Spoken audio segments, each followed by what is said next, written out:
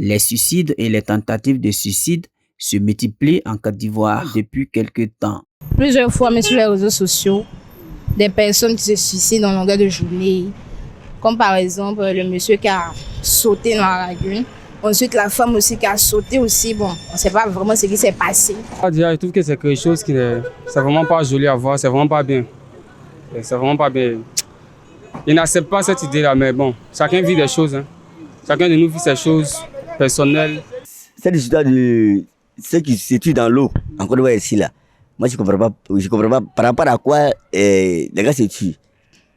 Moi je vais demander, parce que autant on ne connaissait pas ça. Mais maintenant, là, je ne sais pas si la vie est devenue chère ou bien, bon, je ne sais pas quoi, ou bien c'est à cause des femmes. Qu'est-ce qui pourrait expliquer la recrudescence de ces suicides dans un pays où la croissance économique est au beau fixe?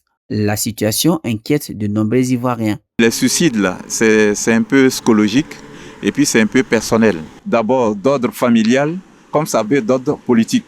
Politique, ça veut dire inclure politique et travail. Bon, est-ce qu'à la maison, le monsieur est beaucoup assailli par un problème familial qu'il n'arrive pas à gérer? C'est ce qui l'amène au suicide, une point d'interrogation. Ou la deuxième, est-ce que c'est un politicien qui, à force d'accumuler des choses qu'il ne peut pas dire, il est beaucoup fatigué, il ne sait plus quoi faire, qui se jette à l'eau? Ou bien peut-être que le monsieur, peut-être il ne travaille pas, ou bien dans son travail, il a beaucoup de difficultés, ou il n'arrive pas à s'en sortir, il ne sait pas quoi faire, qui se jette dans l'eau. Je pense que c'est, pour moi, en tant qu'économiste, la cherté de la vie, l'emploi aussi de la jeunesse, le chômage est très élevé. Oui. Je ne pense pas parce que j'ai des problèmes, je dois aller me jeter dans la lagune. Non. Je dois faire un dépassement. Donc je connais un peu ceux qui vont se jeter dans la lagune, pensant trouver une solution dans la mort. Non. La mort, c'est à la fin de notre vie qu'on gagne la mort, parce que la mort, en réalité, c'est un repos.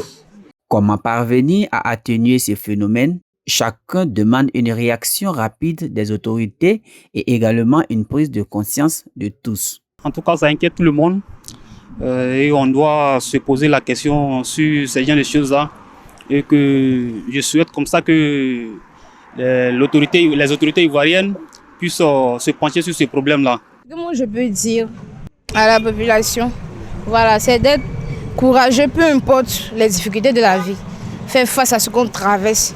Et puis aussi, mettre tout au devant de Dieu, car c'est lui qui a la solution à nos problèmes. Mes frères et sœurs, je vous demande pardon. Tout problème que vous voyez à la maison, à chercher à approcher les femmes. Et maman, comme ça, tu passes et puis tu dis ton problème. La recrudescence des personnes qui mettent fin à leur jour est le signe révélateur d'une population en souffrance. Que les autorités mettent tout en œuvre pour apporter une solution à ces phénomènes inquiétants pour sauver des vies et restaurer l'espoir au sein de la population ivoirienne.